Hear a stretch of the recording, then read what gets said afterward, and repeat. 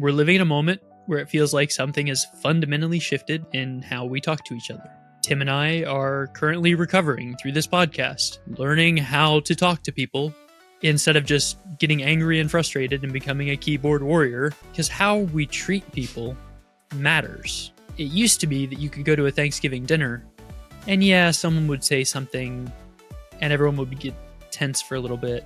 And my family gets loud. I get it. But we still passed each other the freaking potatoes. But now people are living entirely on this digital world, and it's like they're throwing the potatoes across the room at each other. Let's be real. It's no longer about just having disagreements. It's not left versus right or liberal versus conservative. It's turning into good versus evil, or at least that's kind of how we're framing it these days. People on both sides of the political spectrum are convinced that they're the ones holding the moral high ground. And the other side is evil. They're corrupt, brainwashed, idiots, subhuman. We're not really debating ideas anymore. We're actually just dehumanizing the people who have these ideas. The thing we're seeing unfold, the Lucifer Effect, the topic for today's show, that refers to how good people, normal people like you and me, can gradually slip into evil behavior. And that's why we say on our show we're trying to turn people back into human beings. The moment you stop seeing someone as a neighbor or a coworker or even a fellow human being, you start seeing them as one of them. That's the Lucifer Effect taking full effect. It doesn't matter like what party or belief you're affiliated with. It just simply is wanting you to forget the humanity of the person who has the opposite opinion of you. And I get that. No one's really at fault here because this didn't happen overnight. I think it'd be really helpful if we took a second, Tim, to unpack some of the changes that actually led us to this place we find ourselves in with the Lucifer Effect. Personally, I believe that this has been going on for now about 4 decades. So we're talking about the early 80s and 90s, and that's when you start seeing the 24/7 news cycle. And that's where a lot of this has really flourished and bloomed. The big problem is, right, so what initially started off as like journalism, people going out into the field, getting the scoop and publishing it and making it like this big, like, this is breaking news.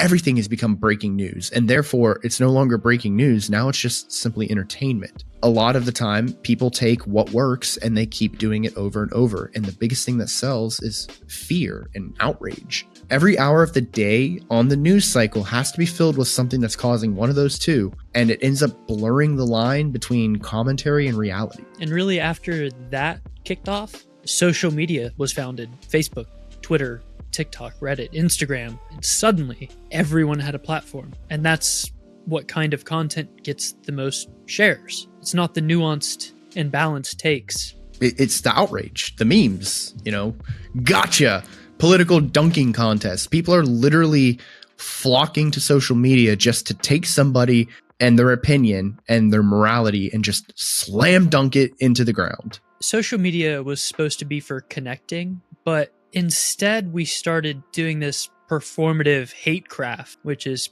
despicable, honestly. Like, we're not a sideshow. We're human beings.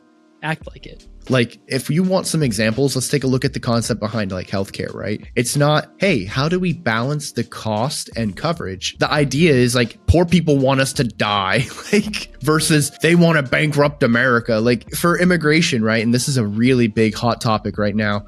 It's not how do we secure our borders and show compassion? It's they want open borders to destroy us versus they're racist monsters who wants kids in cages. Like, it sounds like it's just forcing us to opposite sides of the room. Like there's no middle ground anymore. It's disappeared because that middle ground doesn't sell. It doesn't get people in that fear state.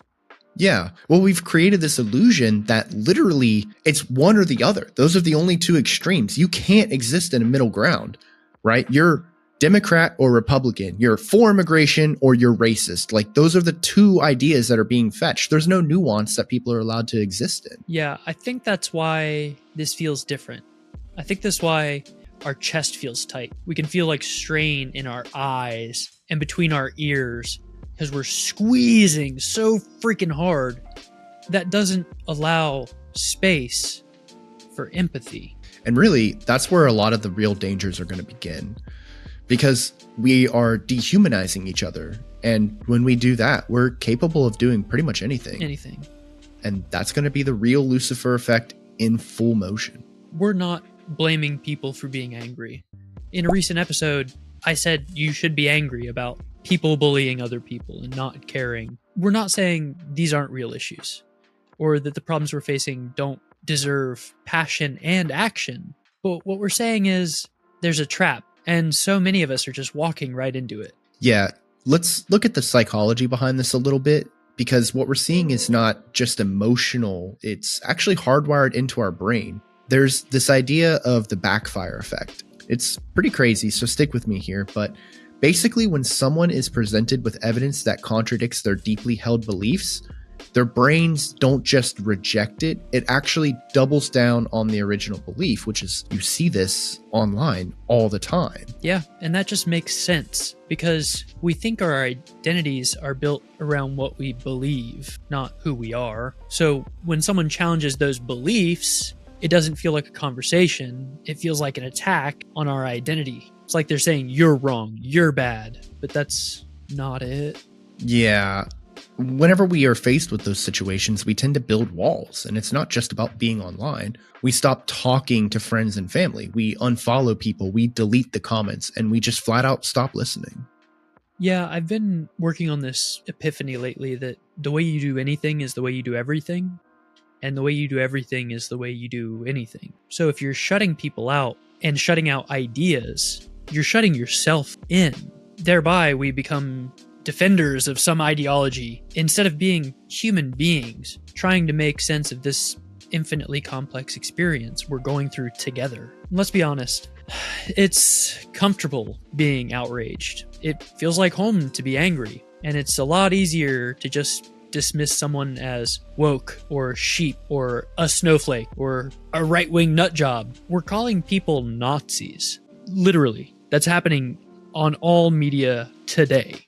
And this goes back to the idea of the nuances, right? It's so much easier to just disregard nuance and want to belong to part of a team. You know, everybody's talking about the whole woke sheep and whatever else issue that exists out there, but there's a lot of credence to the idea behind that, right? Everybody wants to belong. Everybody wants to be part of something. It's easy to repeat the slogans you're hearing, you know, like whatever popular ones are out there. I think the easiest metaphor for this situation would be sports teams.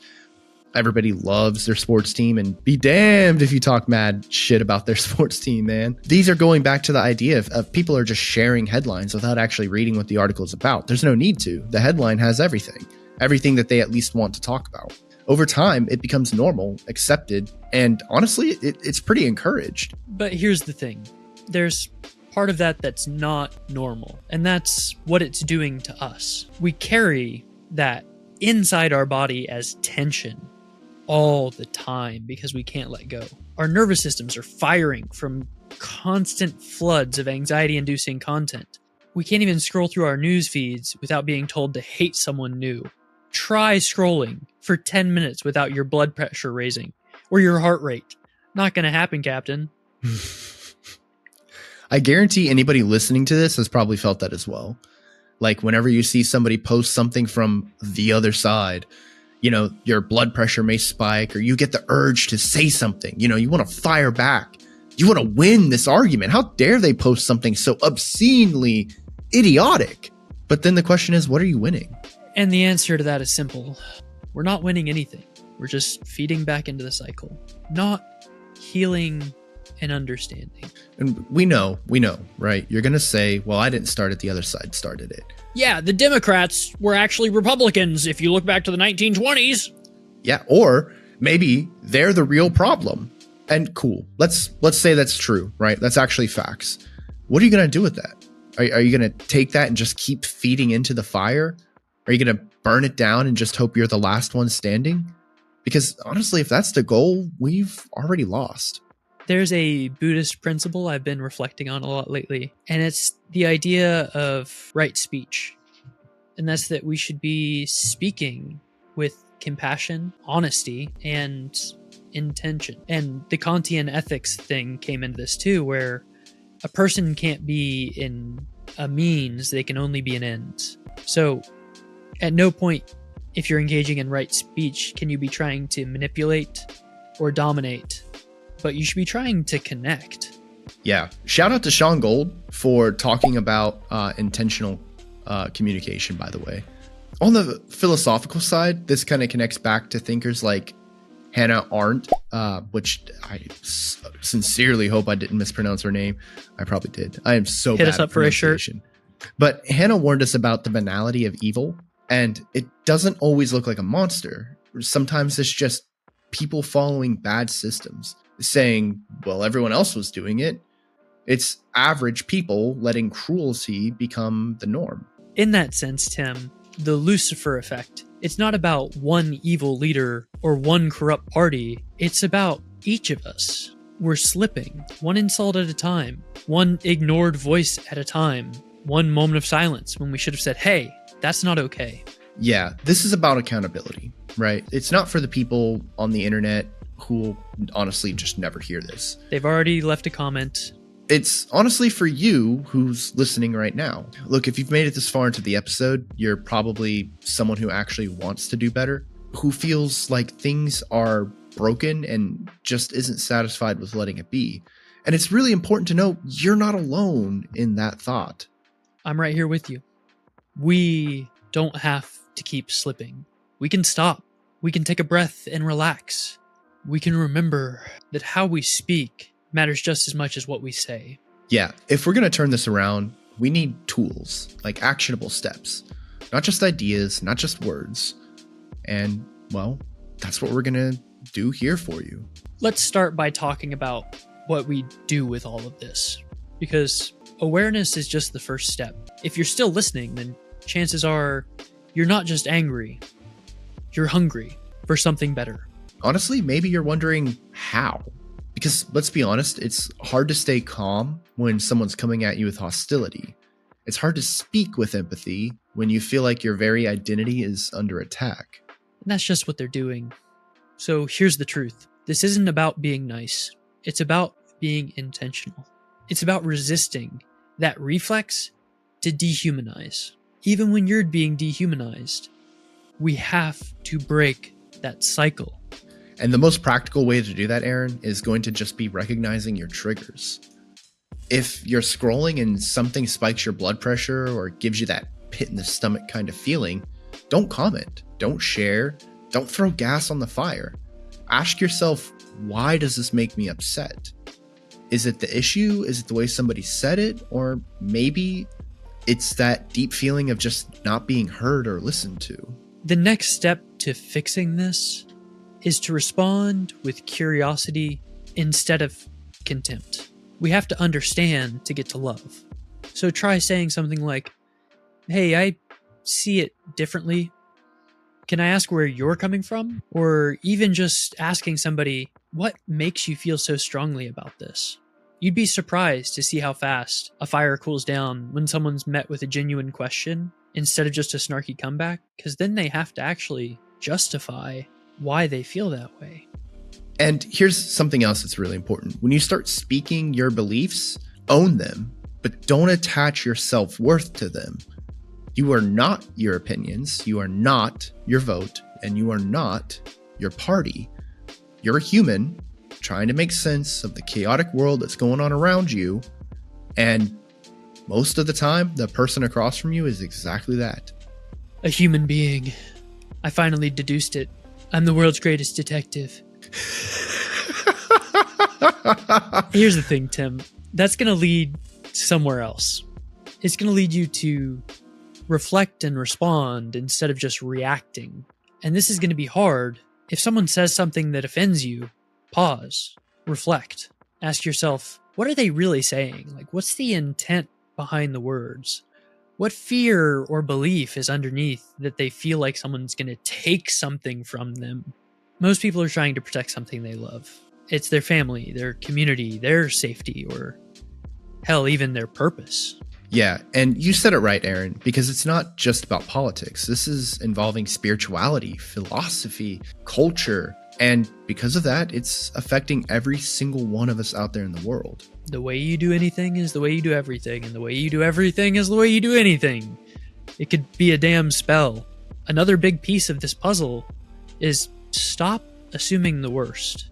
Not every person who disagrees with you is trying to hurt you. Some people are just trying to survive. People are scared. You know what that's like. Some people have never been shown a better way to communicate. They're living in fear. Honestly, we've all been there. Yeah, we're 100% guilty too. Aaron and I are not talking about this from a position of like, oh, we're so much better than you. I fight people on the internet and in real life. It's true. No, we've fired off the angry comment. We've engaged in dehumanizing speeches.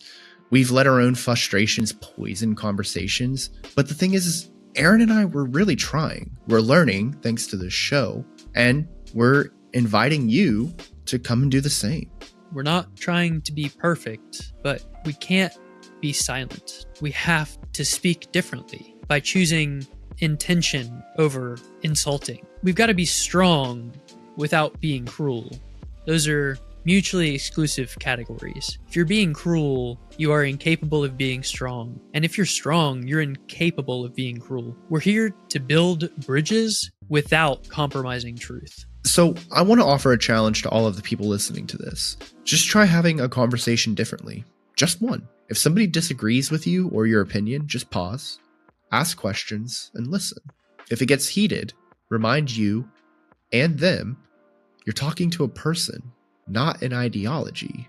This is so powerful because this is how we push back and cancel the Lucifer Effect. Not by pretending everything's fine, not by avoiding the hard topics that we're told we can't discuss, but by refusing to become what we hate.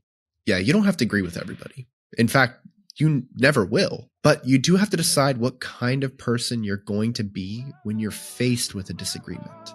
And let my experience tell you this. If we don't change now, we might lose our ability to change at all.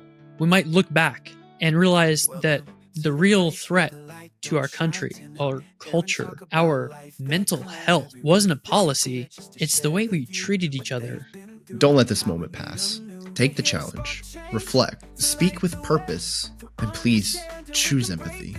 And while you're at it, be your own light, even when the road is dark. No street lights, but we're finding our way.